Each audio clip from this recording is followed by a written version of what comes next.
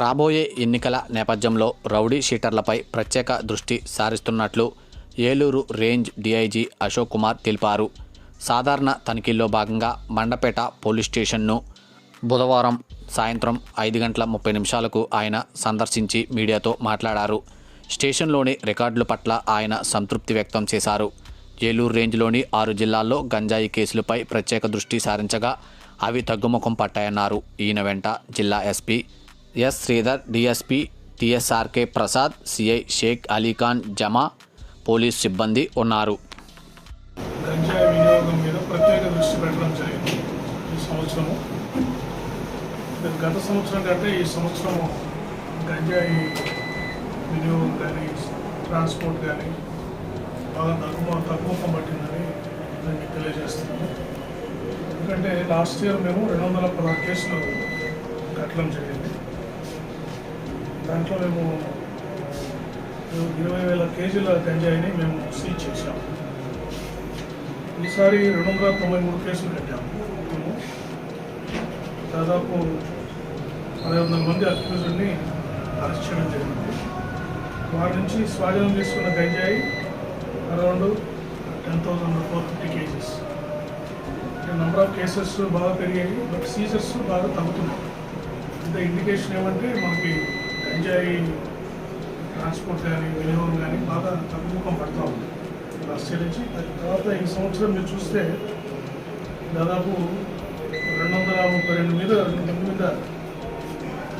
417 మంది మీద suspect sheets open చేసాం. ఎవరైతే గంజాయి అమ్ముతున్నారో తర్వాత ట్రాన్స్పోర్ట్ చేస్తున్నారో ఐడెంటిఫై చేసి 417 మంది మీద సస్పెక్ట్ షీట్స్ ఓపెన్ చేసాం.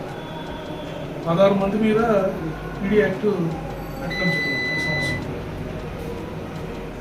మొత్తం 36 వెహికల్స్ కూడా ఈ ట్రాన్స్పోర్ట్ చేస్తున్నవి దాదాపు అన్ని జిల్లాల్లో కలిపి 157 వెహికల్స్ మేము సీజ్ చేయడం జరిగింది. సో ఈ మెజర్స్ అన్నీ తీసుకోవడం వల్ల రేంజ్ పరిధిలో ఏలూరు రేంజ్ పరిధిలో గంజాయి అనేది స్లోగా అదుపులోకి వస్తూ ఉంది.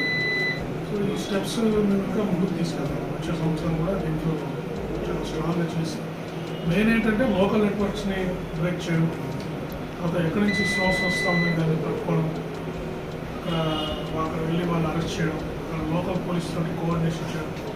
దీనివల్ల కొంచెం సత్ఫలితాలు వస్తున్నాయి ఈ గంజాయి విషయంలో.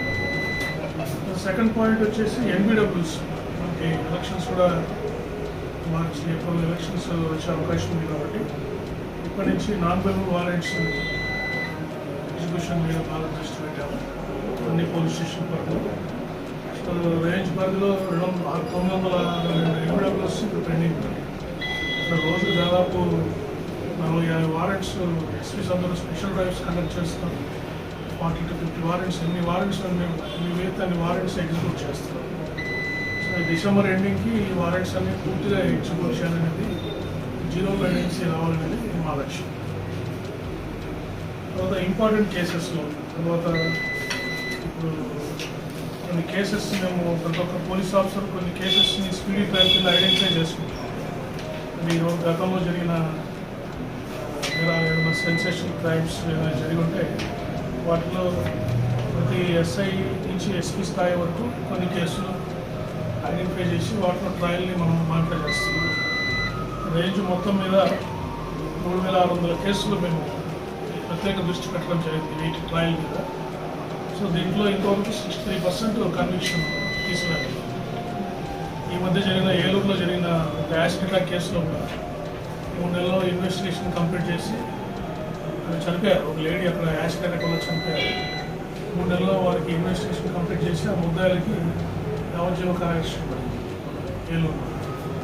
సో ఈ విధంగా ప్రత్యేక దృష్టి మేము ఈ స్పీడీ ట్రయల్స్ సెన్సేషనల్ కేసెస్ మీద దృష్టి పెట్టి నేరస్తులు ఎవరు మళ్ళీ కొన్ని నేరాలు చేయకుండా భయం వచ్చేటట్టుగా మేము చేస్తున్నాం. తర్వాత రౌడీ షీటర్స్ కూడా ఇంతవరకు 2,034 మంది రౌడీ షీటర్స్ని బౌండ్ అవుట్ చేసాం రేంజ్ పరిధిలో. చాలామంది మీద కూడా పీడీ యాక్ట్ పెట్టి లోన్ పంపిస్తున్నాం. ఎన్నికల